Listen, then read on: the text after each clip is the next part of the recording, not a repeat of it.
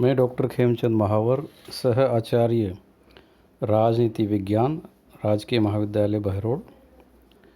प्रिय विद्यार्थियों, आज हम मनु और मनुस्मृति के अध्याय को आगे बढ़ाते हुए मनु के जो अन्य प्रमुख विचार हैं उसका अध्ययन करेंगे।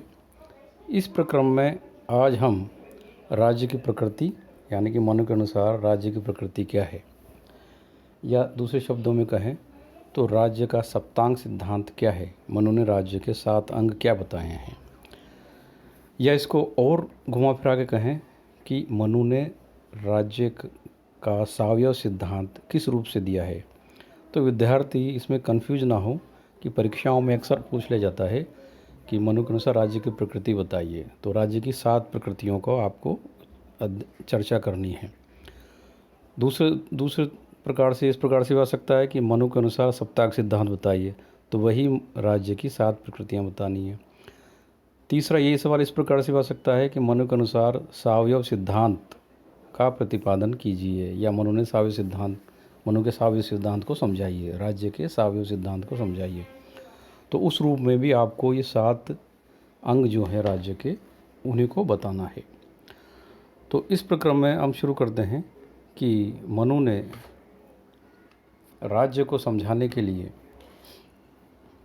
या मनु के राजनीतिक विचार की जो शुरुआत होती है वो राज्य के 7 अंगों से होती है। उन्होंने राज्य के 7 अंग बताए हैं जिसको सप्तांग सिद्धांत के नाम से जाना जाता है। इसे ही राज्य की प्रकृति के नाम से भी जाना जाता है। इन 7 अंगों का जो मनु ने चर्चा की है वो उस प्रकार से की है जिस प्रकार से मानव शरीर में अंग होते हैं उसी प्रकार के राज्य के भी अंग होते हैं, और इन सभी अंगों का बराबर से महत्व है। सभी अंगों का समान महत्व है। यदि एक अंग भी कम हो जाता है तो राज्य की कार्यशैली पर या राज्य के स्वरूप पर उसका असर पड़ता है। इसलिए सभी अंग मिलकर उसको संपूर्णता प्रदान करते हैं। इस दृष्टि से देखें तो हम सबसे पहले ये देखते हैं कि यदि हम इस बात को जानना चाहें कि मनु का सावयव सिद्धांत, राज्य का सावयव सिद्धांत क्या है, तो सबसे पहले बच्चों ये जान लें कि सावयव सिद्धांत का क्या अर्थ होता है। देखिए, सावयव सिद्धांत का अर्थ होता है कि किसी भी वस्तु, व्यक्ति या कोई इकाई के अंग होना और उन अंगों का उस वस्तु को संपूर्णता प्रदान करना या उस व्यक्ति को संपूर्णता प्रदान करना। इस प्रकार से मानव शरीर में अनेक अंग हैं, जैसे आँख है, कान है, मस्तिष्क है, हृदय है, हाथ है, पैर है, नाक है। ये सभी मानव के अंग हैं। उसी प्रकार से राज्य के भी अंग स्वीकार किए गए हैं। प्राचीन भारत में यदि हम बात करें तो ये सावयव सिद्धांत है, या राज्य के अंग स्वीकार करने की जो लंबी श्रृंखला या कवायद है वो ऋग्वेद के पुरुष सूक्त से ही चला आ रहा है। ये कोई नई अवधारणा नहीं है। ऋग्वेद के पुरुष सूक्त में इन 7 सिद्धांतों का उल्लेख है, और न केवल इन 7 अंगों का उल्लेख है बल्कि इन अंगों की परस्पर निर्भरता और राज्य के इस 7 अंगों का महत्व भी उसमें समझाया गया है। राज्य के इन सभी अंगों की तुलना मानव शरीर के अंगों से की जाती है। इसको ही सावयव सिद्धांत कहा जाता है।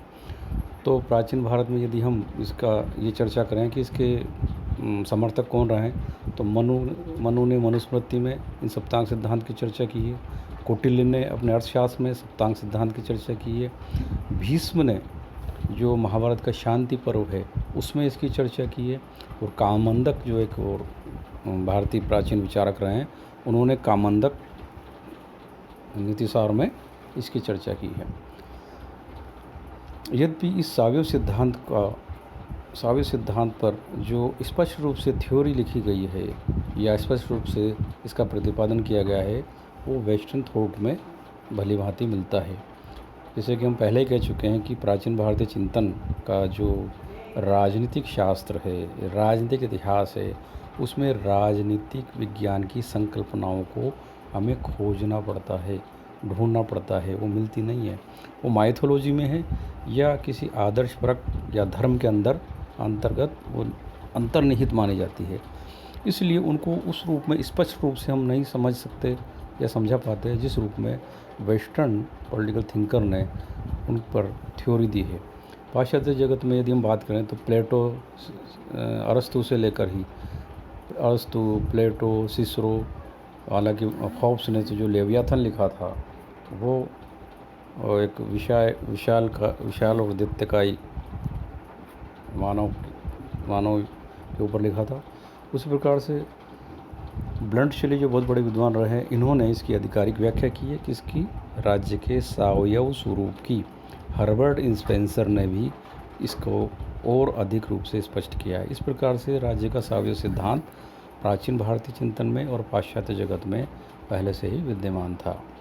अब हम बात कर लेते हैं मनु की मनुस्मृति में ये 7 प्रकृतियाँ किस प्रकार से है, या सप्तांग सिद्धांत किस प्रकार से है। जैसा कि पहले बता चुका हूँ, इसका उद्गम स्थल जो है वो ऋग्वेद का पुरुष सूक्त है। मनु ने भी इसमें स्वीकार किया है और कौटिल्य ने भी इसमें ऋग्वेद में स्वीकार किया है। तो मनु ने राज्य का जो पहला अंग है उसको स्वामी के नाम से संबोधित किया है। स्वामी का मतलब होता है राज्य या राजा, अर्थात राज्य का जो राजा है वो राजा के बिना वो राज्य अधूरा है, या राज्य की कल्पना स्वामी के बिना नहीं की जा सकती है। दूसरा जो अनिवार्य अंग स्वीकार किया है वो है अमात्य। मनु ने अमात्य शब्द का प्रयोग किया है, कौटिल्य ने मंत्री शब्द का प्रयोग किया है। और ये अमात्य और मंत्री जो है वो मनु ने स्वीकार किया है। मनु का मानना है कि राजा या शासक स्वयं संपूर्ण निर्णय लेने में सक्षम नहीं है, इसलिए उसके लिए एक मंत्रिमंडल का होना आवश्यक है। इस प्रकार से मनु ने 7 या 8 सदस्यों का मंत्रिमंडल स्वीकार किया है। अब देखिए, प्राचीन काल में ही मंत्रिमंडल का या मंत्रिपरिषद का विकास हो गया था। इसमें ये मनु ने मनुस्मृति में ये भी लिखा है कि जो ब्राह्मण वर्ग है, ब्राह्मण है, वो ब्रह्मा के ज्येष्ठ पुत्र कहे जाते हैं। इस दृष्टिकोण से ब्राह्मण जो है वो राजा के भी ज्येष्ठ भ्राता हुए। अतः जो ब्राह्मण है या ज्येष्ठ भ्राता है उनका एक वर्ग 7-8 व्यक्तियों का एक समूह मंत्रिपरिषद का के रूप में स्थिति में आते हैं, और वो राजा को महत्वपूर्ण निर्णय लेने में सलाह प्रदान करते हैं।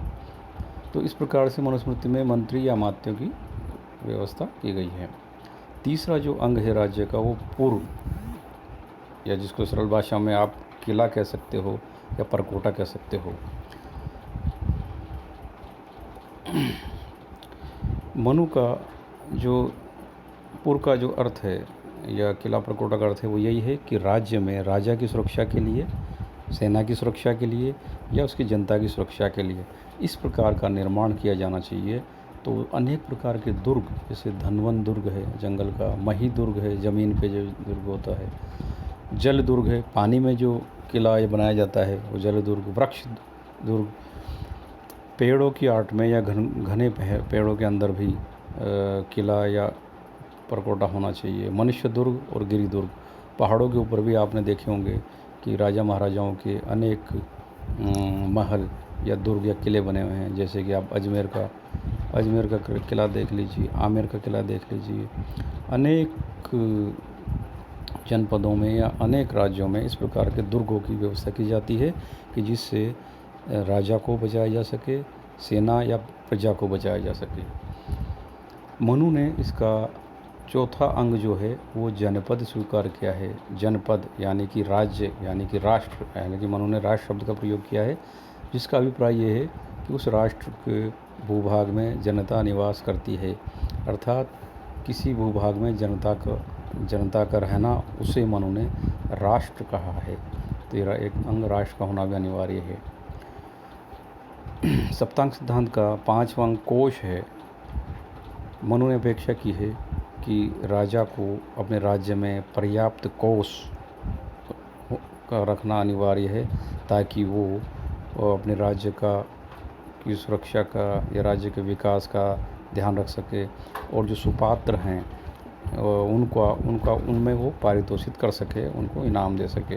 इस प्रकार से एक समृद्ध कोश का होना भी अत्यंत आवश्यक माना गया है। सप्तांग सिद्धांत का छठा जो सिद्धांत है वो है दंड। दंड का मतलब होता है सेना, या दंड का मतलब होता है धर्म। धर्म भी कह सकते हो, दंड भी कह सकते हो, सेना भी कह सकते हो। क्योंकि मनु ने माना है कि राज्य में प्रथम स्थान दंड का है या धर्म का है, राजा का स्थान द्वितीय है। तो यदि राजा स्वयं अराजक हो जाता है या वह सुकृत्य नहीं करता है तो वह भी दंड द्वारा दंडित होगा। मनु ने अपेक्षा की है कि यदि राजा पथभ्रष्ट हो जाता है तो वो बंधुओं बांधवों सहित नरक में जाएगा, या उसको प्रजा के हिस्से का पाप भी लगेगा। इस प्रकार से माइथोलॉजिकल या फिर यूँ कहें कि अलौकिक और आदर्शवादी प्रतिबंध राजा पे लगाए हैं। वस्तुतः मनु का शासन जो है संप्रभु है। तो यहाँ दंड का मतलब है सेना। और सेना किस प्रकार की, जैसे कि चतुरंगी सेना की बात की गई है भौतिक रूप से, तो उसमें हय दल, हय मतलब घोड़े जो होते हैं, तो हय दल, गज दल यानी कि हाथी वाले, रथ दल रथ पे सवार होकर युद्ध किए जाते हैं, पदादि यानी कि पैदल सेना। इस प्रकार की चतुर्मुखी सेना की कल्पना भी मनु ने दंड के अंतर्गत की है। सातवां जो सप्तांग सिद्धांत का जो तत्व है या अंग है वो है मित्र। मित्र यानी सुहृदय। सुहृदय शब्द का उन्होंने प्रयोग किया है मनु ने। तो मनु के अनुसार मित्र का होना आवश्यक है। कोई भी राष्ट्र बिना मित्र के या शून्य में निवास नहीं कर सकता। इस संदर्भ में मनु ने अपनी जो अंतर्राष्ट्रीय परराष्ट्र नीति संबंधी जो नीति का प्रतिपादन किया, उसमें 12 प्रकार की प्रकृतियां बताई है, जिसमें से वो कहते हैं कि सबसे केंद्रस्थ जो राजा होता है वो विजिगीषु होता है। तो विजिगीषु राजा यानी कि जैसे भारत है, भारत का पड़ोसी राष्ट्र जो है वो शत्रु कहलाएगा, जिसको उन्होंने अरि कहा है। और अरि की सीमा जिस राज्य से मिलती है वो भारत का मित्र कहलाएगा। इस संदर्भ में हम देखें तो पाकिस्तान भारत का अरि हुआ और अफ़गानिस्तान भारत का मित्र हुआ। उसी क्रम में जैसे उनकी सीमाएं जुड़ी जाएगी तो उन्होंने सीमावर्ती राज्यों को क्रमशः अरि मित्र, अरि मित्र मित्र और अरि मित्र मित्र कहा है। तो इस प्रकार से मित्र का होना भी आवश्यक है। मनु ये प्रतिपादित करते हैं कि जिस प्रकार से मानव शरीर के विभिन्न अंग होते हैं, उन अंगों के बिना वो अपना कार्य का संचालन नहीं कर पाता या उसके शरीर पर दुष्प्रभाव पड़ता है। यदि मान लीजिए कि एक व्यक्ति के एक टांग नहीं है तो उसकी संपूर्ण संरचना पर, कार्यशैली पर प्रभाव पड़ता है। यदि उसका एक हाथ नहीं है, एक आँख नहीं है तो वो संपूर्ण मानव नहीं कहलाता है, वो या तो अपंग की श्रेणी में आएगा। इस प्रकार से ये सातों सिद्धांतों का, सातों अंगों का होना अनिवार्य है। ये परस्पर एक दूसरे पर निर्भर है। इस प्रकार से कहें कि राजा संपूर्ण निर्णय नहीं ले सकता, संपूर्ण कार्य नहीं ले सकता, इसलिए प्रदत्त व्यवस्थापन के तहत ही कह लीजिए उसको मंत्रियों की सलाह लेनी होगी। और यदि किसी राष्ट्र का आक्रमण होता है किसी देश पर तो पूर्व यानी कि किला राजा को अपने राज्य में जो सुरक्षित स्थल है उनका निर्माण करना होगा, चाहे वो मही दुर्ग हो, जल दुर्ग हो, मनुष्य दुर्ग हो, गिरि दुर्ग हो। उसी प्रकार से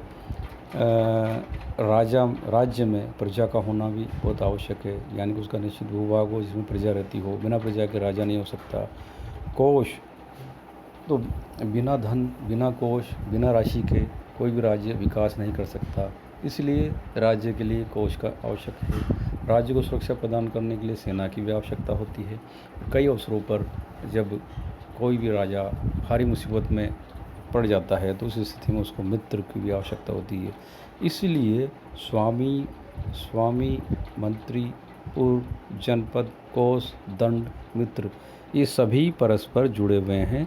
सभी परस्पर मिलकर राज्य को संपूर्णता प्रदान करते हैं। यदि इनमें से एक भी अंग कम होता है तो उसका खामियाजा राज्य को भुगतना पड़ता है, अर्थात राज्य विकास नहीं करेगा, अन्यथा उसकी कार्यप्रणाली सुचारू रूप से नहीं चलेगी। इसे ही सावयव सिद्धांत भी कहते हैं। इस प्रकार से मनु ने राज्य की ये प्रकृति बताई है, राज्य का ये स्वरूप बताया है और ये इसका सप्तांग सिद्धांत का इस प्रकार से उन्होंने प्रतिपादन किया है।